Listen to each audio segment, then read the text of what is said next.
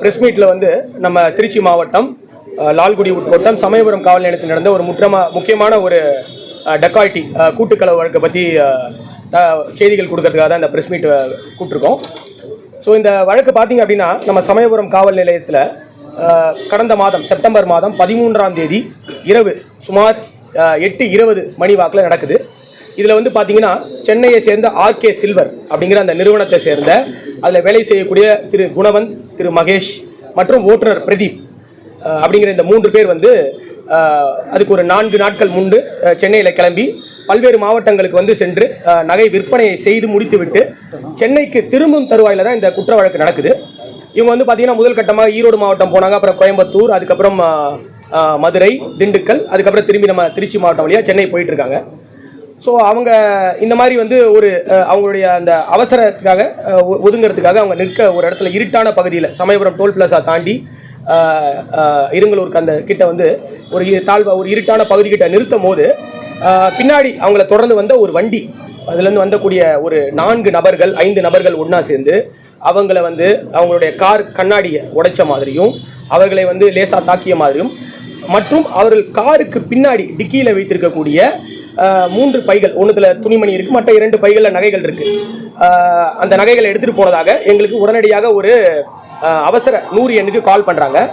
கால் பண்ண அடுத்த 15-20 நிமிடங்களில் எங்களுடைய காவல்துறை துணை கண்காணிப்பாளர் லால்குடி உட்கோட்டம் மற்றும் சமயபுரம் காவல் ஆய்வாளர், காணக்கிளியர் காவல் ஆய்வாளர் மற்றும் அவருடைய சிறப்பு தனிப்படை காவல் ஆளுநர்கள் எல்லாருமே அங்கே போகிறாங்க. அங்கே போய் வந்து இந்த சம்பவத்தை எனக்கு சொன்ன உடனே நான் அங்கே போகிறேன். அங்கே போய் ஆய்வு பண்ணுறோம். நடந்த சம்பவம் உண்மைன்னு தெரிய வருது. மிளகாய் பொடி தூவி அவங்கள வந்து லைட்டாக நான் முதல்ல சொன்ன மாதிரி லைட்டாக தாக்கி கண்ணாடியை உடைத்து அது சம்பவம் நடந்த மாதிரி தெரியுது. உடனடியாக அவங்க கொடுத்த அந்த துப்பை வச்சு அவங்க வந்து ஒரு கருப்பு கலர் காரு, ஹுண்டாய் கம்பெனி காருன்னு சொல்கிறாங்க. அதை வச்சு எங்களோட புலன் விசாரணை ஆரம்பிக்கிறோம். உடனடியாக நாங்கள் மற்ற காவல் ஆய்வாளர்கள், கொஞ்சம் உதவி ஆய்வாளர்கள், காவல் ஆணையர்களை கூப்பிட்டு 5 தனிப்படை உடனடியாக அமைக்கிறோம். எல்லா தரப்புலையும் எந்தெந்த பக்கம் போகிறாங்கன்னு இமீடியட்டாக வந்து டோல்கேட் எல்லாத்தையும் செக் பண்ணுறோம். அதுக்கப்புறம் வந்து சிசிடிவி எல்லாத்தையும் செக் பண்ணுறோம். இந்த மாதிரி எல்லாத்தையும் செக் பண்ணுறோம்.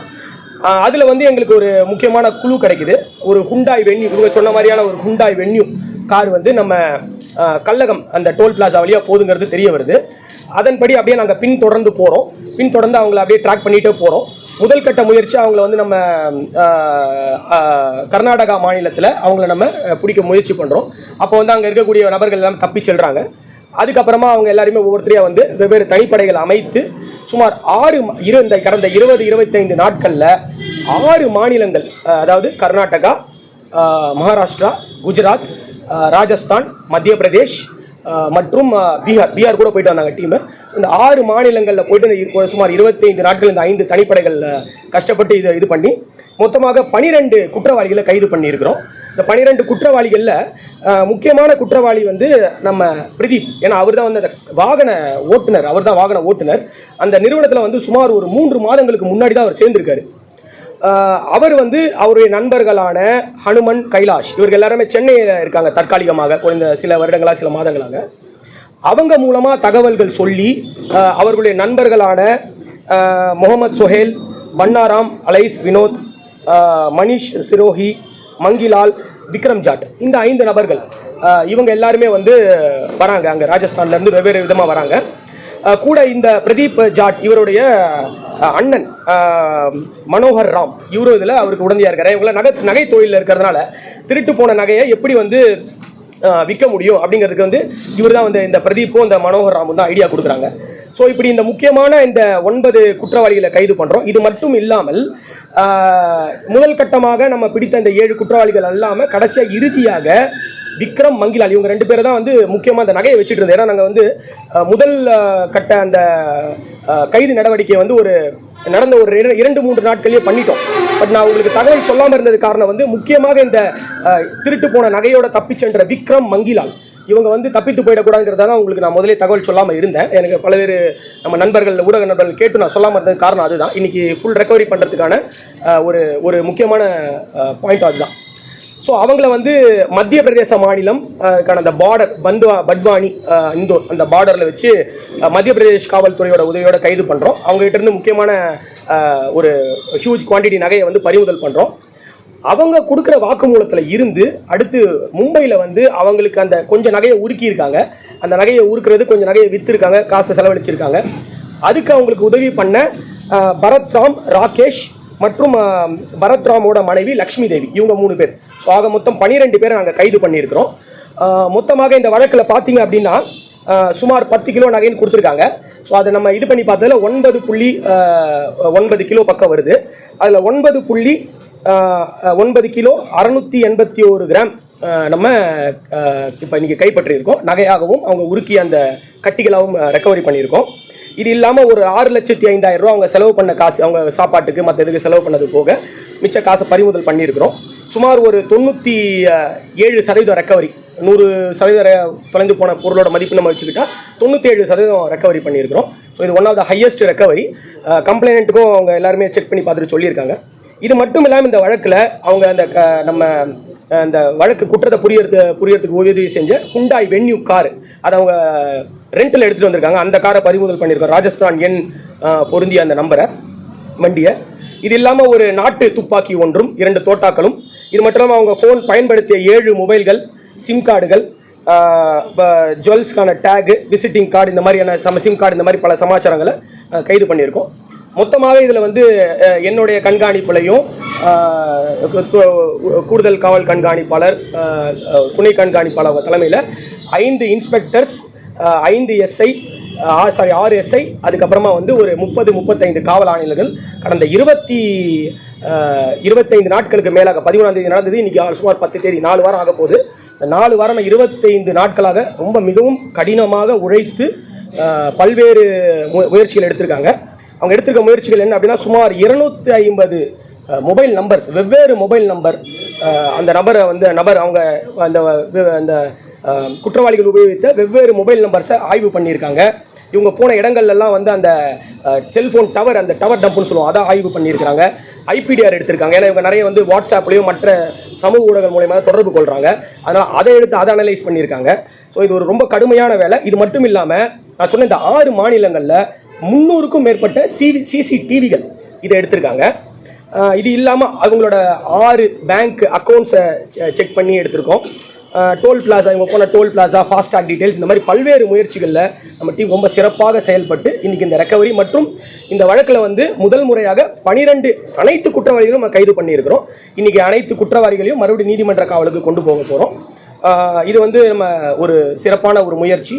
இதில் வந்து நம்ம தமிழ்நாடு காவல்துறைக்கும் நம்ம திருச்சி மாவட்ட காவல்துறைக்கும் எங்களுடைய உயர் அதிகாரிகள், எங்களுடைய காவல்துறை தலைமை இயக்குனர் அவர்கள், கூடுதல் தலைமை இயக்குனர் சட்டம் ஒழுங்கு அவர்கள், காவல்துறை தலைவர் மத்திய மண்டலம் அவர்கள், அவங்களுடைய வழிகாட்டுதல்படியும் உத்தரவுப்படியும் டீம் ரொம்ப சிறப்பாக செயல்பட்டு இன்றைக்கி இந்த முக்கியமான ஒரு விஷயத்தை பண்ணி இந்த கேஸில் ஒரு proper arrest, detection and recovery காமிச்சிருக்கோம். இது வந்து எங்கள் எல்லாரோட ஒரு கூட்டு முயற்சி. அவங்க கூடிய விரைவில் அந்த இவங்களுக்கு கம்ப்ளைண்ட் சார்பில் அந்த நகைகள் ஒப்படைக்கப்படும். குற்றத்தில் கைது செய்யப்பட்ட அனைவர்கள் மீதும் குண்டர் தடுப்பு நடவடிக்கை சட்டமும் மற்றும் அவர்களுடைய பழைய வழக்குகள், நம்ம மாநிலத்தில் வழக்கு எதுவும் இல்லை, அவங்க மாநிலத்தில் இருக்குது, அந்த மாநில காவல்துறையோடையும் ஒத்துழைப்பு தந்து அந்த வழக்கையும் வேகமாக நடத்துறதுக்கான முயற்சிகள் ஏற்படுத்துவோம். இந்த வழக்கிலையும் வெகு விரைவில் குற்றப்பத்திரிகை தாக்கல் பண்ணி நீதிமன்றத்தில் விசாரணைக்கு கொண்டு வரப்படும். பணம் எதுவும் அவங்க தானமாக கொடுத்தாங்கன்னு மாதிரி ஒரு தகவல் இருந்துச்சு சார், அப்படி எதுவும் கொடுத்துருக்காங்களா? ஆமாம், அவர் வந்து அந்த ஒரு நபர், அந்த விக்ரம் மங்கிலாலுங்கிறவர் வந்து அவர் வந்து அவங்க வந்து அந்த நார்த் இந்தியாவில் வந்து அவங்க வந்து அந்த மாடு ஆடு அதை வந்து மேய்க்கும் தொழில் செய்யக்கூடிய மக்கள் அவங்க. அதனால் அவர் வந்து அவங்க ஒரு கோசாலைக்கு ஒரு 1.5 லட்ச ரூபா பக்கம் வரைக்கும் அவர் தானமாக கொடுத்துருக்காரு. பழைய குற்றவாளிகள் என்றால் கிரிமினல் பேக்ரவுண்ட் இதில் வந்து ஒரு 4 நபர்கள், பன்னாராமலை வினோத், மணிஷ் சிரோஹி, மங்கிலால், விக்ரம், முகமது சுஹேல், இந்த 5 நபர்களுக்கும் பழைய வழக்குகள் இருக்கு. ஆனால் இவங்க யாருக்கும் தமிழ்நாட்டில் வழக்கு இல்லை.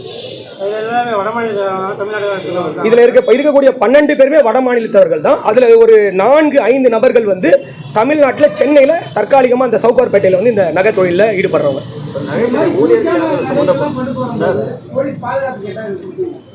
நான் சொல்கிறேன், அந்த விழிப்புணர்வுக்கு நான் கடைசியாக ஆமாம், அவர் தான் பிரதீப் ஜாட். ஏன்னா அவர் தான் வந்து இந்த மாதிரியான இவ்வளோ நகைகளை எடுத்துகிட்டு போகிறாங்க, இந்த தேதியில் கிளம்புறோம், இங்கெங்கெல்லாம் போகிறோங்கிற தகவலை வந்து மற்ற முக்கிய குற்றவாளிகளான ஹனுமான், கைலாஷுக்கு சொல்கிறாங்க. பிரதீப், அவரோட அண்ணன் மனோகர், ஹனுமன், கைலாஷ், இந்த 4 பேருமே வந்து சென்னையில் இருக்கவங்க. இவங்க 4 பேர் தான் முதல் கட்டமாக பிளான் பண்ணுறாங்க. இதில் வந்து பிரதீப் வண்டியை ஓட்டிட்டு கூடவே வர்றதுனால லைவாக அவர் தான் வந்து என்ன நடக்குது, எங்கே போகிறோம், என்ன பண்ணுறோம், எந்த கடையில் நம்ம நகை வித்துட்டு இருக்கோம் எல்லாத்தையுமே அவர் சொல்கிறாரு. ஸோ இவங்க பின்தொடர்ந்து வந்தவங்க வந்து இவங்களை வந்து திண்டுக்கல் மாவட்டத்தை ஃபஸ்ட்டு மதுரை மாவட்டத்தில் இவங்களை பின்தொடர ஆரம்பிக்கிறாங்க. மதுரை மாவட்டம், திண்டுக்கல் மாவட்டம், இறுதியாக வந்து நம்ம திருச்சி மாவட்டத்தில் வந்து அந்த சமயபுரம் தாண்டி இருக்கிறதுல அவங்க இவர் அந்த மகேஷுங்கிறவர் வந்து இயற்கை அந்த இதுக்கு காலுக்கு நேச்சர்ஸ் கால்ஸ்க்கு போகணும்னு சொல்கிறப்ப இந்த வண்டியை நிறுத்துறாங்க. பிரதீப் வேணுமேலே நிறுத்துறாரு, தெரிஞ்சுக்கிட்டு இருட்டான பகுதியில். அந்த சந்தர்ப்பத்தை பயன்படுத்தி தான் இவங்க குற்றம் புரியுறாங்க. ஸோ மெயின் கான்ஸ்பிரேட்டர்ஸ் வந்து பிரதீப், ஹனுமன், கைலாஷ் அண்ட் மனோகர் ராம், இவங்க 4 பேர் தான் மெயின். ராஜஸ்தான்லேருந்து வந்த முக்கிய குற்றவாளிகள் வந்து பன்னாராம் வினோத், விக்ரம், மங்கிலால், மணிஷ் சிரோஹி அண்ட் சுஹேல் கான். நீங்கள் எப்படி சார் ஐடென்டிஃபை பண்ணியிருக்கோம் பிரதீப் தான் நேரம் விசாரணை பண்ணியிருக்கீங்க, பிரதீப் எப்படி ஐடென்டிஃபை? இப்போ இந்த வண்டி தான் அந்த விக்டிமோட வண்டி. இந்த வண்டி கிட்ட தான் அந்த 3 நபர்கள் நான் சொன்ன கூட வந்த அந்த கம்ப்ளைண்ட், அந்த ஆர்கே சில்வரில் பணிபுரிகிற மேனேஜர் அவர் மகேஷும் அந்த கூட அந்த குணவந்த் அவங்க இருக்காங்க. ஸோ இந்த கார் ஓட்டுறவர் தான் வந்து அந்த பிரதீப் ஜாட்டுங்கிறவர். ஸோ அந்த 3 பேரையுமே நாங்கள் கேள்வி கேட்குறோம். இந்த ஸ்பாட்டில் நான் சொன்னேன் இல்லைங்களா, உடனடியாக நான், துணை கண்காணிப்பாளர், ஆய்வாளர்கள் எல்லாமே இருக்கும் போது எல்லாருமே 3 பேரையும் கேள்வி கேட்குறோம். அதே நேரத்தில் மற்ற தனிப்படைகள் சிசிடிவி அதெல்லாம் பார்த்துட்டு இருக்காங்க. 3 பேரை கேள்வி கேட்கும் போது இவர் சொல்ற அந்த பதில் வந்து முன்னுக்கு பின் முரணா இருந்ததுனால அவரை வந்து நம்ம கேட்குறோம். ப்ளஸ் அந்த கூட வந்த அந்த நபர் குணவந்த், மகேஷ், அவங்களும் சொல்றாங்க இவரோட நடவடிக்கையில் எங்களுக்கு சந்தேகம் இருக்கு, இவர் வந்து தனித்தனியாக போய் ஃபோன் பேசுறாரு அப்பப்போ அப்படின்னு சொல்றாரு. ஸோ அதுல இருந்தால் அவரை நம்ம பிடிக்கிறோம். அதுக்கப்புறம் அவர் வந்து நம்ம ஹிந்தி தெரிந்த நபர்கள், எனக்கு தெரியும், மற்ற ஒரு சில ஆளுநர்கள் தெரியும், நாங்கள் எல்லாரும் ஹிந்திலேயே அவர் கேள்வி கேட்கும் போது அவர் குற்றத்தை ஒப்புக்கொள்கிறார். பொதுமக்களுக்கு விழிப்புணர்வு, அதாவது இப்போ ஒரு கிரைம் நடந்ததுக்கு அப்புறம் போய் விசாரிக்கிறீங்க, பொதுமக்களோட ஒத்துழைப்பு எப்படி சார் இருக்கு? கண்டிப்பா நல்ல ஒத்துழைப்பு இருக்கு. நல்ல ஒத்துழைப்பு இருக்கு, யாருக்கும் இல்லைன்னு சொல்ல முடியாது. விழிப்புணர்வு சார்பாக அவங்க கேட்ட மாதிரி நான் சொல்ற மாதிரி இந்த மாதிரியான நகைகளை எடுத்துட்டு போகும்போது முக்கியமாக நகை வியாபாரிகள் வந்து பெருமளவில் நகையை வந்து எடுத்துட்டு போகிறத தவிர்க்கிறது நல்லது. எங்க யார் எவ்வளவு கேட்குறாங்களோ அதை மட்டும் எடுத்துட்டு போறது நல்லது. இந்த மாதிரியான பெருமளவு 12 கிலோ 13 கிலோ, ஏன்னா இதுல வந்து 12 கிலோவுக்கு மேல எடுத்துட்டு வந்திருக்காங்க. 2 கிலோவுக்கு மேல விற்பனை செஞ்சுட்டாங்க அந்த 4 மாவட்டங்கள்ல. அதை மிஞ்சி தான் இந்த 10 கிலோவுக்கு கம்மியாக, ஆல்மோஸ்ட் 10 கிலோ கிட்ட இருக்கிறது மிச்சம் இருக்கிறது தான். ஸோ இந்த மாதிரி வந்து விற்கிறது 2 கிலோ தான், ஆனால் அதிகமாக எடுத்துகிட்டு வரது வந்து இதில் ஒரு பெரிய ஒரு இதுவாக இருக்குது. ஸோ இந்த மாதிரி வர்றவங்க வந்து முக்கியமாக இதை எடுத்துகிட்டு வரதை தவிர்க்கணும். ரெண்டாவது வந்து வேலைக்கு வைக்கக்கூடிய நபர்கள் வந்து அவங்க ஆன்டிசிடென்ட் செக்னு சொல்லுவாங்க, அதை கண்டிப்பாக பண்ணணும். இப்போ இந்த பிரதீப் ஜாட்டுங்கிறவர் பார்த்தீங்கன்னா 3 மாதம் தான் ஆகுது அந்த நபர் வேலைக்கு சேர்ந்து. 3 மாதத்தில் அவரோட எந்த ஒரு செக்கிங் இவங்க பண்ணலை. இவர் இதுக்கு முன்னாடி எங்கே வேலை பார்த்தாரு, எங்கே இருந்தார், எதுவுமே அவருக்கு தெரியாது. ஸோ எதன் அடிப்படையில் அவங்க சேர்க்குறாங்க. ஸோ இந்த மாதிரி நகை வியாபாரிகள் அவங்க யாராக இருந்தாலும் வந்து வேலை செய்கிறவங்க எல்லாருடைய ஆன்டிசிடென்ட் செக்கு போலீஸ் ஸ்டேஷனில் வாங்கிக்கிறது நல்லது. இரண்டாவது வந்து இந்த மாதிரி நகை எடுத்துகிட்டு போது போதிய பாதுகாப்பு கேட்கணும். இப்போ அவங்க போலீஸ் பாதுகாப்பு கொடுப்பாங்கன்னு கேட்குறாங்க. போலீஸ் பாதுகாப்பு வந்து கார்டு சார்ஜஸ், எஸ்கார்ட் சார்ஜஸ்ன்னு கொடுப்பாங்க, அது பணம் கட்டி வாங்கலாம். பட் ஜென்ரலாக எங்களை யாரும் இது நகைக்கு யாருமே எங்களை கேட்கறது இல்லை. ஒரு சில மற்றவர்கள் கேட்பாங்க, அவங்களுக்கு வந்து எஸ்கார்ட் சார்ஜஸ்ன்னு சொல்லுவோம், அது கட்டுற அடிப்படையில் நம்ம கண்டிப்பாக போலீஸ் பாதுகாப்பு கொடுப்போம். அதான் இவங்களுடைய முக்கியமான வழக்குகள் எல்லாமே வந்து ராஜஸ்தான் மாநிலத்தில் தான் இருக்கு. அதில் அந்த வினோத் பன்னாராம் அங்கிறவருக்கு வந்து ஒரு 13-14 வழக்குகள் இருக்கு.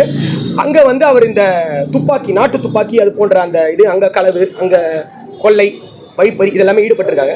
ஸோ அதன் மூலமாக தான் அவங்க வாங்கின அந்த ஒரு வெப்பனை வந்து நம்ம சீஸ் பண்ணியிருக்கிறோம். அவங்களுக்கு அங்கே தான் நிறைய வழக்குகள் இருக்கு. சார், மற்ற ஸ்டேட்ல உங்களுக்கு மற்ற போலீஸ் சப்போர்ட் எப்படி இருந்தது சார்? எதிர்பார்த்த மாதிரி இருந்ததா? அதுல வேற ஏதாவது சிக்கல்கள்? எவ்வளவு எண்ணிக்கை சார்? தமிழ்நாடோட சேர்த்து 7 ஸ்டேட்.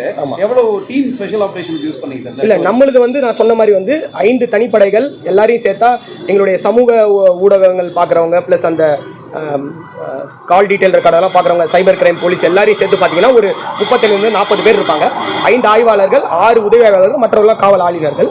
அது மட்டும் இல்லை, நான் இருந்தேன், கூடுதல் காவல் கண்காணிப்பாளர் இருந்தாங்க, அவர் உட்கோட்ட காவல் துணை கண்காணிப்பாளர் இருந்தாங்க, இவங்களாம் இருந்தாங்க. வெளி மாநிலத்தில் வந்து எங்கே போனாலும் எங்களுக்கு நல்ல ஒத்துழைப்பு கொடுத்தாங்க. மகாராஷ்டிராவாக இருக்கட்டும், இவங்க ராஜஸ்தானாக இருக்கட்டும், குஜராத்தாக இருக்கட்டும், மத்திய பிரதேஷ், பீகார், கர்நாடகா எல்லாருமே ஒத்துழைப்பு தந்தாங்க. முதல் தடவையாக வந்து இந்த கர்நாடகா மாநிலத்தில் நம்ம அலர்ட் பண்ணுறோம் ஒரு டோல்கேட்டை தாண்டும் போது, அப்போ தான் பார்த்தீங்கன்னா அந்த வண்டியை விட்டுட்டு அவங்க ஓடுறாங்க. ஸோ அங்கே கூட பார்த்தீங்கன்னா அவங்க அந்த வண்டி இல்லைன்னா அவங்க வண்டியோடய ராஜஸ்தான் போயிருப்பாங்க. ஏன்னா வரும்போது ராஜஸ்தானில் வண்டியிலேருந்து வந்தாங்க. ஸோ அந்த வண்டியை அவங்க நிப்பாட்டினது வந்து கர்நாடகாக்காரங்க பண்ணதுனால முதல் செக் பாயிண்ட்டு. அதுக்கப்புறம் ஒவ்வொருத்தரும் எங்களுக்கு அப்படியே உதவி பண்ணாங்க. மகாராஷ்டிரா உதவி பண்ணாங்க. இறுதியாக அந்த விக்ரம் மங்கிலால் வந்து மும்பையில் நகையை எடுத்துக்கிட்டு மத்திய பிரதேஷ் வழியாக அவங்க வந்து காட்டுப்பகுதிக்குள்ளே போகிறதா தான் இது. குறுகிய தகவலில் சொல்லி அப்போ உடனடியாக பெரும்படை சுமார் ஒரு 30 பேர் இருப்பாங்க நினைக்கிறேன். 30 பேர் அனுப்பி மத்திய பிரதேஷ் ஒரு டிஎஸ்பி அவங்க தலைமையில் வந்து அஜய் அப்படிங்கிற ஒரு தலைமையில் வந்து ரொம்ப சிறப்பாக இவங்க 2 பேரையும் பிடித்து அவங்ககிட்ட இருந்து தான் நம்ம ஆல்மோஸ்ட் 9 கிலோனாக அவங்ககிட்ட இருந்து எடுத்தோம். அந்த விக்ரம் மங்கிலா இந்த 2 நபர்கள்ட்ட இருந்து எடுத்தோம். சார், அந்த இருங்கலூர் கைகாட்டிலிருந்து எஸ்ஆர்எம் வரைக்குமே அது ஒரே டார்க்கான ஏரியா. அந்த இடத்துல அவங்க வந்து கரெக்டாக யூஸ் பண்ணியிருக்கிறாங்க. ஏற்கனவே அதே பகுதியில் நம்ம திருச்சி மாவட்டத்தில் பல குற்ற சம்பவமும் அந்த இடத்துல நடந்திருக்கு. அப்போ அந்த இடத்துல ஏன் ஒரு வெளிச்சமாக்குறதுக்கான ஒரு ஏற்பாடு அது இல்லை, அங்கே லைட்டு போடுறதுக்கான இதெல்லாம் நாங்கள் சொல்லியிருக்கோம். நாங்கள் வந்து நிறைய இடத்துல சோலார் சிசிடிவி பொருத்தியிருக்கோம். உங்களுக்கு அது தெரியாது, ஏன்னா வந்து ஒரு கம்பத்தில் வந்து சோலார் சிசிடிவி நிறைய பேர் பார்த்துக்க மாட்டேங்க. இப்போ அந்த வேலையை நாங்கள் ஆரம்பிச்சிருக்கோம். லைட்டு போடுறதுக்கு உரிய துறைகள் கிட்ட நம்ம கடிதம் வச்சிருக்கோம். இது மட்டும் இல்லாமல் எங்களுக்கு வந்து புதிதாக இப்போ கடந்த 3-6 மாதங்களில் பார்த்தீங்கன்னா மாவட்டத்துக்கு நம்மளுக்கு வந்து திருச்சி மாவட்டம் எல்லாருக்குமே தெரியும், சுமார் ஒரு 10 மாவட்டத்தோடு நம்மளுக்கு வந்து எல்லை இருக்குது. அந்த 10 மாவட்ட எல்லைகளிலுமே ஒரு 24 மணி நேர சோதனை சாவடி நாங்கள் வச்சுருக்கோம். பெரம்பலூர், அரியலூர், தஞ்சாவூர், புதுக்கோட்டை, மதுரை, சிவகங்கை, கரூர், சேலம், நாமக்கல் எல்லாத்துக்குமே பார்த்தீங்கன்னா சோதனை சாவடி 24 மணி நேரம் சோதனை சாவடி இருக்குது. ஸோ நாங்கள் இம்ப்ரூவ் பண்ணிவிடுவோம். கண்டிப்பாக அந்த இதையும் இம்ப்ரூவ் பண்ணுவோம். இவங்க அந்த திருடுற நகைகளை எந்த இடத்துல விற்கல, அதுதான். அதாவது வந்து அந்த மும்பையில் நகையை வந்து விக்ரம் மங்கிலால் எடுத்துக்கொண்டு போய் மங்கிலாலுடைய அண்ணன் உறவான பரத், அவருடைய மனைவி லக்ஷ்மி, பரத்தோட தம்பி ராகேஷ், இவங்க 3 பேர் சேர்ந்து தான் நகையை வச்சுருக்காங்க. அதில் நகையை உருக்கிட்டாங்க. உருக்கி அதில் ஒரு சில நகையை விற்றுருக்காங்க. அந்த விற்ற நகையை எடுத்துட்டோம். உருக்கு அது விற்றதையும் எடுத்துட்டோம். அவங்க செலவு பண்ண அமௌண்ட்டில் மேக்ஸிமம் 6 லட்ச ரூபா வரைக்கும் ரெக்கவர் பண்ணியிருக்கோம். சிலதை வந்து அவங்க இந்த மங்கிலாலோட அவங்க அக்காவோட கல்யாணத்துக்கு செலவழிச்சிருக்காரு. அதுக்கப்புறம் வந்து நான் சொன்ன மாதிரி அந்த கோசாலைக்கு கொடுத்துருக்காங்க. அதுக்கப்புறம் அவங்க சாப்பிட்றதுன்னு சொல்லி அதில் கொஞ்சம் பணம் செலவழிச்சிருக்காங்க. சென்னையிலேருந்து எத்தனை நாள் டிராவல் சார்? எத்தனை நாள் இருந்திருக்காங்க? எங்கே போகிறதுக்கு? ஈரோடு போயிருக்காங்க. எத்தனை நாளைக்கு? சென்னையில் சுமார் 8ஆம் தேதி கிளம்பி 9ஆம் தேதி கிளம்பியிருக்காங்க. 9 ஈரோடு போகிறாங்க. ஈரோடு 10, 9, 10 ஈரோடு, கோயம்புத்தூர், 11 கோயம்புத்தூரில் இருக்காங்க. 12 மதுரை போகிறாங்கன்னு நினைக்கிறேன். மதுரை, திண்டுக்கல். 13 நைட்டு இந்த சம்பவம் நடக்குது. இல்லை, அதை நான் சொல்கிறேன் இல்லைங்களா. இந்த பிரதீப் ஜாட் என்ன சொல்கிறாருன்னா, பிரதீப் ஜாட்டும் ஹனுமான் மற்றும் பன்னாராம் இவர்கள்லாம் முக்கியமான குற்ற சம்பவத்தில் அந்த இது பண்ணுறவங்க. அவங்க என்ன பேசிக்கிறாங்க அவங்க ஃபோனில் அப்படின்னா, ஆக்சுவலாக அவங்களோட உண்மையான பிளான் என்னென்னா, நான் வண்டியை லைட்டாக இடிக்கிற மாதிரி இடிக்கிறேன், நீ நிப்பாட்டு, நீ வந்து வண்டியை ஓரமாக நிப்பாட்டிட்டு நான் வந்து அவங்க கொள்ளையடிச்சிட்டு போகிறோம். இதுதான் அவங்களோட உண்மையான பிளான். சந்தர்ப்ப சார் இது அவங்களுக்கு அமையலை. ஏன்னா நம்ம நிறைய இடத்துல காவல் சோதனை இருக்குது. நம்ம மணப்பாறை, வையம்பட்டி எல்லாத்துலையும் அவங்கள பண்ண முடியல. சமயபுரத்தில் எனக்கு வெஹிக்கிள் செக்அப் இருக்குது, அதனால் அவங்க விட்டுருந்தாங்க. அதை தாண்டி இருங்கலூர் கிட்ட வரும்போது அந்த மகேஷ் குணவந்த் இருக்காங்க இல்லைங்களா, மேனேஜர் அண்ட் இன்னொரு எம்ப்ளாயி, அவங்க இயற்கை நேச்சர்ஸ் கால் டாய்லெட் போகணும்னு நிறுத்த சொல்கிறாங்க. அவசரமாக வருது. அவர் எதிர்ச்சியாக சொல்கிறாரு. அதை பயன்படுத்திக்கிட்டு இந்த பிரதீப் கரெக்டாக நிப்பாட்டிடுறாரு. இவங்களுக்கு வந்து ஒரு சைகை கொடுத்துறாரு. ஃபோனில் வந்து வாட்ஸ்அப்பில் சைகை கொடுத்துறாரு. ஆமா, துப்பாக்கி வந்து வச்சிருந்தாங்க. அன்னைக்கு மிரட்டல, துப்பாக்கியை கையில வச்சுட்டு இருந்திருக்காங்க. இவங்க ஏதாவது ரெசிஸ்ட் பண்ணா, இவங்களை அட்டாக் பண்ணாலும் வச்சுட்டு இருந்திருக்காங்க. அதுக்கப்புறம் வட மாநிலத்தில் நாங்கள் பிடிக்கும் போது அதை கைப்பற்றிருக்கோம். இந்த நகை இல்லாமல் முறையான ஒரு ஆவணங்களோட கொண்டு போனாங்களா, இல்லை இது வந்து அன்னவிசியில் அதை திருட்டுத்தனமாக கொண்டு போகிறாங்க? இல்லை, எல்லாமே ஆவணங்கள் உள்ளதுதான். எல்லாத்தையுமே டேக் போட்டிருக்காங்க, இது பண்ணியிருக்காங்க. எல்லாமே அவங்களோட பில் எல்லாம் கொடுத்துருக்காங்க. இருப்பினும் நாங்கள் வந்து ஐடிக்கு சொல்லியிருக்கோம். அது அவங்க சரி பார்க்க வேண்டிய விஷயம். ஒரே ஒரு ஒர்க் பண்ண டீமுக்கு வந்து பாராட்டு சான்றிதழ் மட்டும் தரீங்களா, இல்லை பதவி உயர்வு எதுவும் முன்னுரிமை கொடுக்குறீங்களா? இல்லை, பதவி உயர்வு நான் கொடுக்க முடியாது. நான் வந்து காவல்துறை தலைமை இயக்குனர் சார் சீக்கிரமா 97% முடிச்சிருக்கீங்க. இல்லை, கண்டிப்பாக உரிய சன்மானம் வழங்கப்படும். நான் வந்து காவல்துறை தலைமை இயக்குநர்களுக்கும் என்னோட உயரதிகாரிகளுக்கும் வழியாக நான் என்னோட இந்த ப்ரொபோசல் அனுப்புகிறேன். நான் அவங்க என்ன ரிவார்டு கொடுக்கறது அவங்க முடிவு பண்ணுவாங்க. இது இல்லாமல் என்னுடைய அதிகாரத்துக்கு கீழ்பட்ட என்ன ஃபினான்ஷியல் ரிவார்டு பவர் இருக்கோ அது கண்டிப்பாக கொடுப்பேன். எஸ்பிக்கு வந்து ஃபினான்ஷியல் ரிவார்டு பவர் இருக்குது, நான் அதை கொடுப்பேன் கண்டிப்பாக. ஒரு நிமிஷம் முடிச்சிடறேன். மற்றதுக்கெல்லாம் உடனே கொடுப்பாங்க, நீங்க அதை பத்தி ஒண்ணுமே சொல்லல. இல்ல, கண்டிப்பாக நான் முதல்ல சொன்னேன். நான் பாராட்டி இருக்காங்க, நான் உடனே கொடுப்பாங்க. இல்ல, கண்டிப்பா நான் கொடுக்க போறேன். பட் இல்ல, உடனே கொடுக்கறது அப்படின்னா அதுக்கு ஒரு ப்ரொசீஜர் இருக்கு. ப்ரொசீஜரா தான் கொடுக்க முடியும். நாங்க நாமினல், ஏன்னா இதுல நான் சொன்ன மாதிரி ஒரு 40 பேர் பக்கம் செயல்பட்டு இருக்காங்க. ஒருத்தர் கூட விட்டு போக கூடாது. அதனால இந்த முழுமையான லிஸ்ட் எடுக்க சொல்லியிருக்கேன். முழுமையான லிஸ்ட்ல ரெடி பண்ணி கண்டிப்பாக உங்களுக்கு கொடுக்கப்படும். அதை எப்படி விடுவோம்? இது வந்து நான் சொன்ன மாதிரி திருச்சி மாவட்ட வரலாறுல ஒரு மிகப்பெரிய கேஸ். நீங்கள் சொன்ன மாதிரி வந்து ஒரு சந்தர்ப்பத்தில் வந்து எனக்கே வந்து ரொம்ப கஷ்டமாக இருந்தது. ஏன்னா 4 பேர் 5 பேரை கைது பண்ணிட்டோம். முக்கியமான குற்றவாளிகளை கைது பண்ண முடியலன்னு ஒரு நெருடல் இருந்தது. பட் நம்ம டீம்ஸ் வந்து அவ்வளோ ரொம்ப சிறப்பாக செயல்பட்டு ஒரு சின்ன க்ளூவையும் எடுத்து உண்மையிலேயே வந்து நான் சொல்கிறேன், one of the best investigation இந்த கேஸை இவ்வளோ ரெக்கவர் பண்ணது அனைத்து கண்டிப்பாக அதுக்கு உரிய சன்மானம் அண்ட் ரிவார்டு வழங்கப்படும். இந்த கைதிகளை அரெஸ்ட் பண்ணுறதுக்கு எந்த விஷயம் சவாலாக இருந்துச்சு? ரொம்ப சவாலாக இருந்தது தான். அவங்க எல்லாருமே வட மாநிலத்தை சேர்ந்தவங்க. நம்ம டீம் அங்கே போய் தங்க வேண்டி இருந்தது. அவங்க என்னதான் மற்ற காவல்துறை வந்து ஒத்துழைப்பு கொடுத்தாலும் நம்ம வந்து அங்கே போய் ஒரு விஷயம் ஆப்ரேட் பண்ணுறது டிஃப்ரெண்ட்டாக இருக்குது. தமிழ்நாடு வந்து வளர்ச்சி அடைந்த மாநிலம். மற்ற மாநிலங்கள் போகும்போது கொஞ்சம் அங்கே கிராமங்கள் வேறு மாதிரி இருக்கும். ஸோ அங்கே போய் நம்ம அணுகிறதுக்கோ இல்லை தகவல் சேவைக்கோ ரொம்ப கஷ்டமான சூழ்நிலை இருந்தது.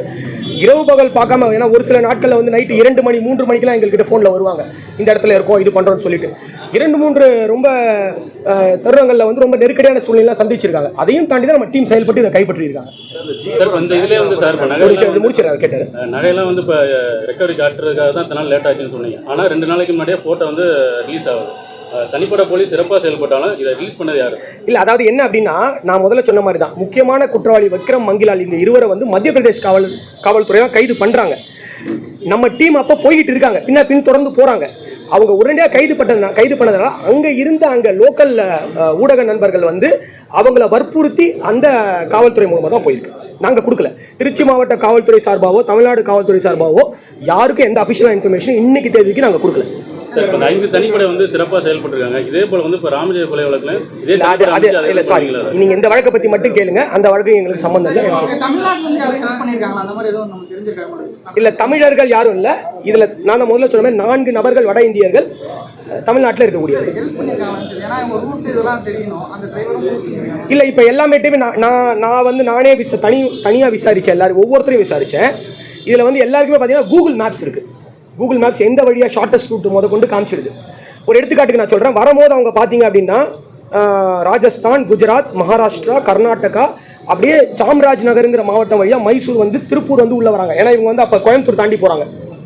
திரும்பி போகும்போது நம்ம போலீஸ் விரட்டுறோங்கிறதுனால கள்ளகம் வழியாக போய் அப்படியே திருவண்ணாமலை, வேலூர், ஆந்திரா, அதுக்கப்புறம் தும்கூர் எடுத்து அப்படி போகிறாங்க.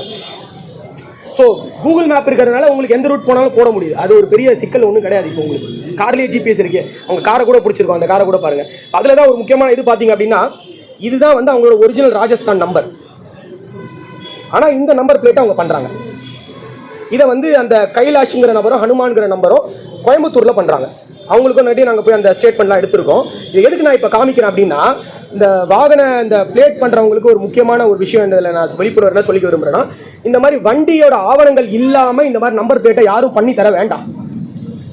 இது பாருங்க, இப்போ இந்த நம்பர் பாருங்க, இந்த நம்பருக்கு இதுக்கு சம்பந்தமே இல்லை. இந்த நம்பரை செக் பண்ணி பார்க்கும்போது இந்த வண்டி வந்து இதோட உண்மையான வண்டி ஒரு ஸ்கார்பியோ, அது சென்னையில் இருக்குது. அவருக்கு இதுக்கு சம்பந்தமே இல்லை.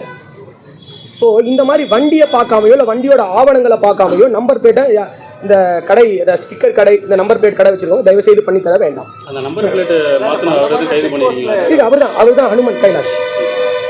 அது அதில் ஒரு குற்றவாளி தான் பண்றாரு.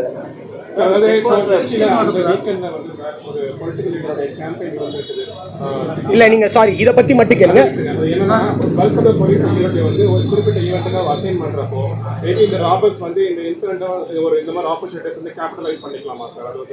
இல்ல நீங்க இல்ல இந்த வழக்கை பொறுத்த வரைக்கும் நான் மறுபடியும் சொல்றேன், எல்லா இடத்துலயும் அன்னைக்கு சோதனை சாவடிகள் இருந்தன.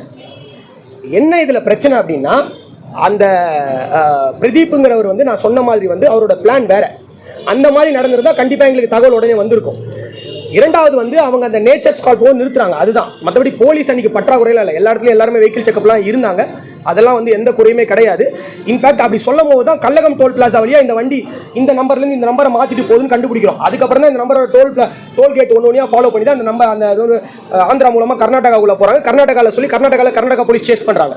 ஸோ இதுக்கு அது சம்மந்தம் கிடையாது சார். இப்போ இந்த வண்டி இப்போ நகை கொண்டு வந்திருக்காங்க, சோதனை பண்ணியிருக்காங்க. இந்த வண்டி ஏன் சார் சோதனை பண்ணுங்க? அப்போ சோதனை பண்ணியிருந்தா இப்போ நகை எடுத்துகிட்டு வந்தாங்களா? இல்லை, அவங்க உரிய ஆவணங்களோட தானே இருக்காங்க. இருந்தாலும் சோதனை பண்ணியிருப்பீங்களா சார்? இல்லை, இப்போ நீங்கள் பார்த்துருப்பீங்க, திருச்சி மாவட்டம் தான். வண்டி 1000 கணக்கில் போகும். எல்லா வண்டியும் நிறுத்த முடியாது. நிறுத்தினா டிராஃபிக் ஜாம் ஆகிடும். சமயபுரம் கிட்டேயோ இல்லை நம்ம ஒய் ரோடு கிட்டேயோ நிறுத்த முடியாது. சஸ்பெக்ட் வண்டியை பார்த்து தான் எடுப்போம். இப்போ இந்த வண்டியில் வந்தவங்களை வந்து அன்னைக்கு நகை இருந்திருக்கு. ஒன்று வந்து இந்த வண்டி அவங்களுக்கு ஆவணங்கள் இருக்குது. ரெண்டாவது இவங்க அன்னைக்கு நிறுத்தப்படலை, அது கரெக்ட் தான். பட் ஆனால் இந்த மாதிரி வந்து எல்லா வண்டியும் நிறுத்த முடியுமாங்கிறது வந்து சந்தேகம். இப்போ ஒரு சோதனை சாவடியில் 4-5 காவலாளர்கள் இருப்பாங்க.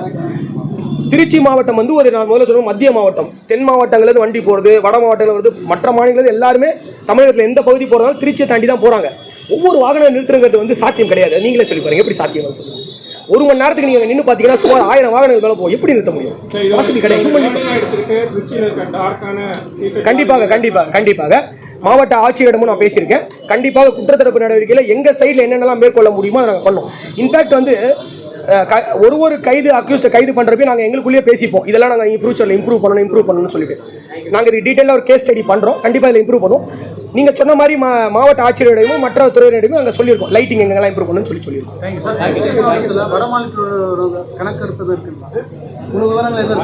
அது வந்து லேபர் டிபார்ட்மெண்ட்டில் இருக்கும். எங்ககிட்ட இருக்குது, பட் அது சரியாக இருக்காது. லேபர் டிபார்ட்மெண்ட்டில் தான் அவைலபிள். 1.5 கோடி ரூபாய் இது வரைக்கும் அதை பற்றி 1.5 கோடி ரூபா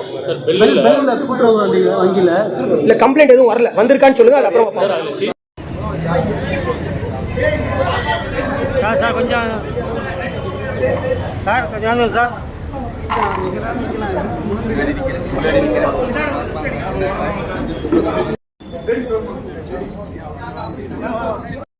கொஞ்சம் கையை மட்டும்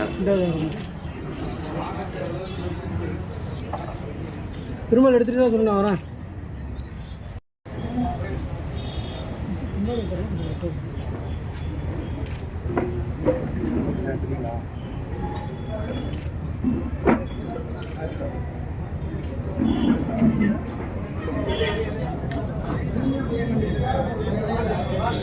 கொஞ்சம் வந்து பின்னாடி